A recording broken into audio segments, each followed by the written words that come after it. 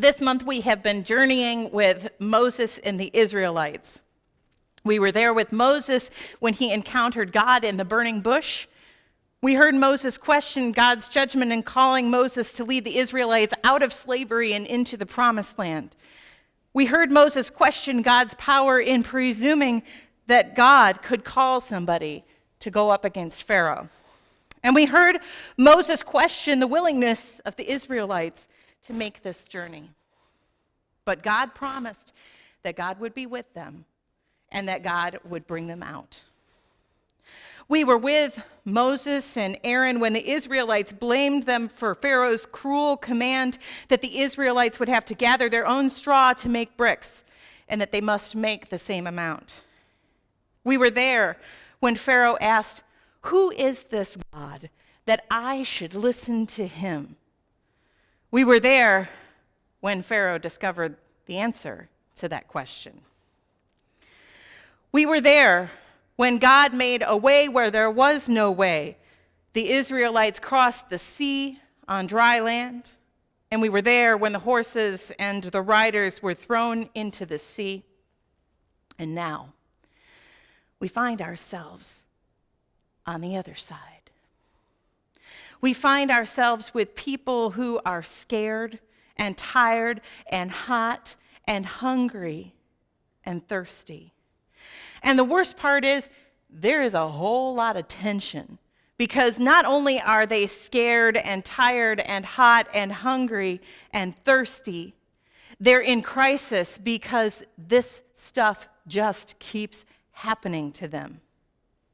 3 days after they cross the Red Sea, they're in the middle of the desert, and all that they can find to drink is bitter water. And they ask Moses, "So Moses, what are we supposed to drink exactly? Because all we can find is bitter water." And a few weeks after that, the people are hungry and again complain to Moses, "We don't understand why God didn't let us die in comfort in Egypt. We had stew and we never left the table hungry. You, Moses, you have brought us into the wilderness to starve us to death." The entire people of Israel. The entire people of Israel were sick of Moses. More than once a month at the beginning of this journey, the people of Israel went to Moses and told him that he was not doing his job right. And it is easy to imagine that Moses was sick and tired of being blamed, accused, second-guessed, and questioned all of the time. But God always provided for the people of Israel. This is the God who makes a way where there is no way. This is the God who turns bitter and undrinkable water into cool, clear, sweet water. This is the God who sends manna from the sky. This is the God who can bring water out of a rock. A lot of people hear these passages that we heard today and interpret the words of the Israelites and the prayers of Moses to be thankless and whining. Exactly how many times would God have to do something unexpected before these people will let God take care of them? We call that whining. But these were people who were in shock. These were people who had been through trauma after trauma. And in modern times, we would speculate that perhaps these people had post-traumatic stress syndrome. And I can imagine that the relative structure and comfort that they had when they were slaves in Egypt might have been preferable to an endless march in the wilderness with a guy who could hardly get out the words he wanted to say. No food, no water, no itinerary, and no map. Because the Israelites, after all, were people. And people like structure and safety and comfort, and we do not like not knowing. And we really, really hate change. And these folks were scared and tired and hot and hungry and thirsty. You don't have to know me very well to know that if I get scared or tired or hot or hungry or thirsty, then I get cranky. Most of us do. Tell the truth, probably we all do.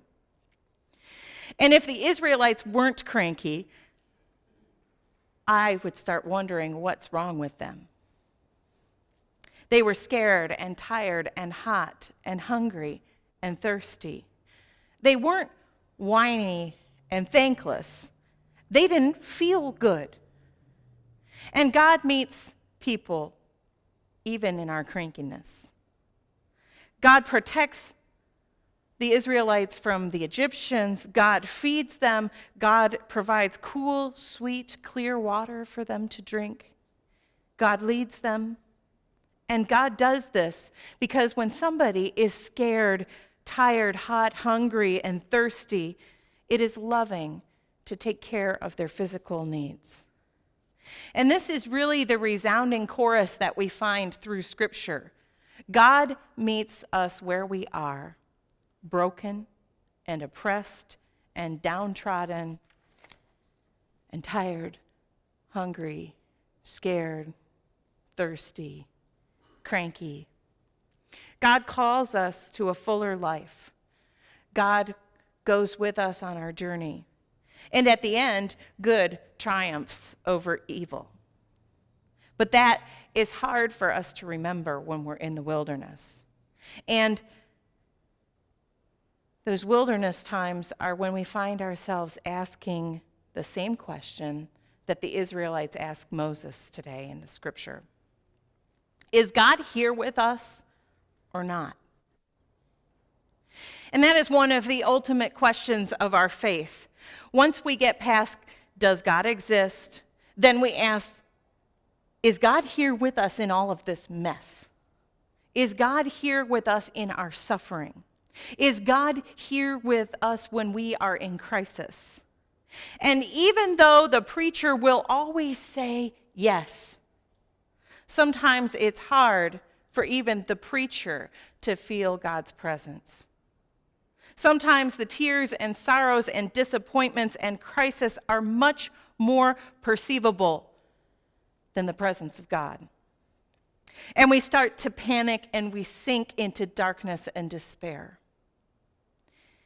Is God here with us or not?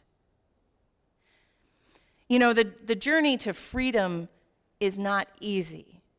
Long after freedom is given, long after freedom is proclaimed, invisible shackles are still on the person's arms and legs.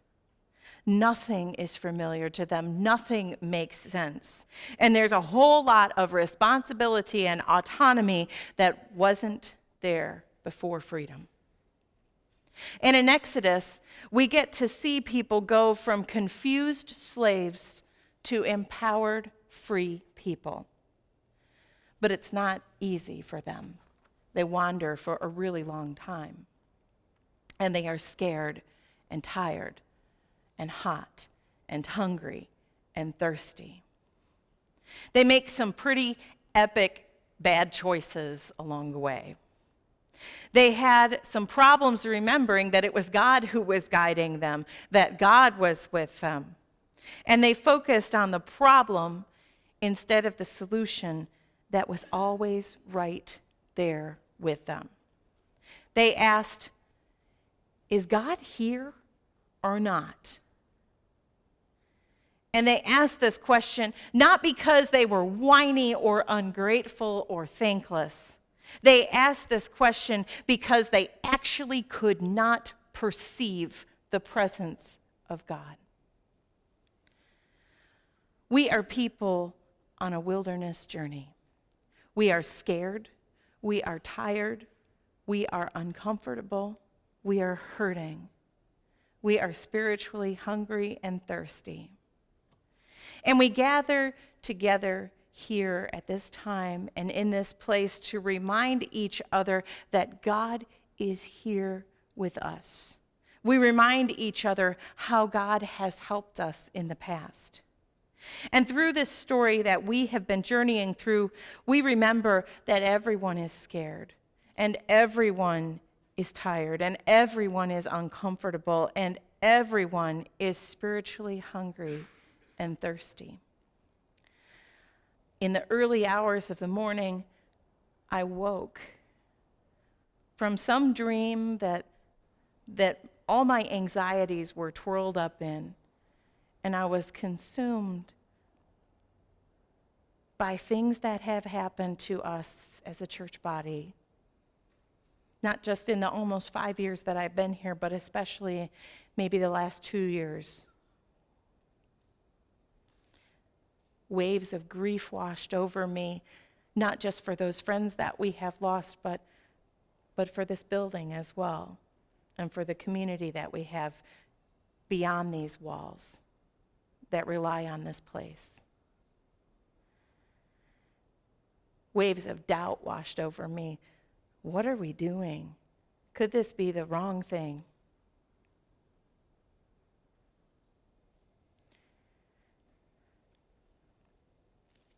Waves of anger washed over me for the things that have been done to the people of this congregation.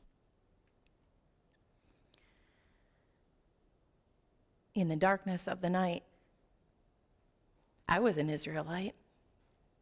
Where are you in all of this? Are you even here? In this journey from Camden Drive through the wilderness to another land, we will hear people grumble. You will hear me grumble. You will hear each other grumble. You will grumble. We all have at one time or another, and we all will.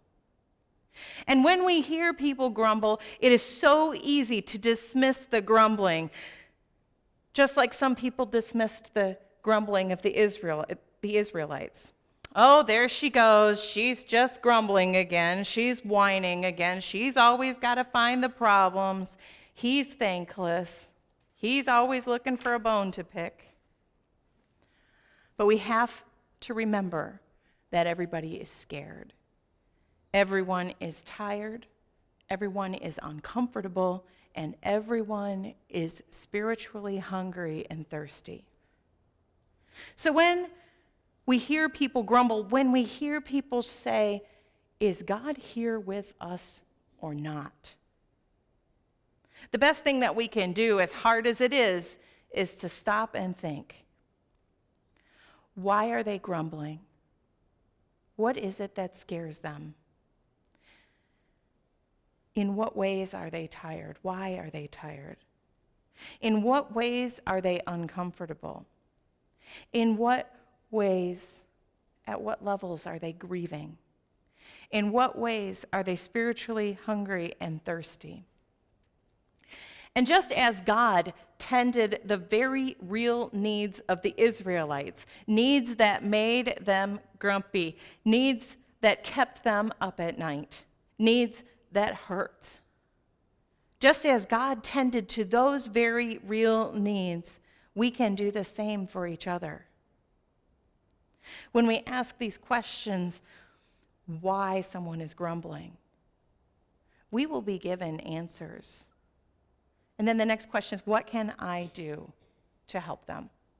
What can I do to meet them where they are? What can I do to help them through the worries and the doubts and the anxieties and the discomforts and the hurts? We can help each other remember that God is with us, that God is right here in this very room, and that God is with this body of people wherever and whenever we assemble. And when we tend to the basic needs of the body, we also provide the answer to the question, is God with us or not? Because we are what other people see of God. And so when we treat each other like God treats us, then we answer that question, of course, God is with us.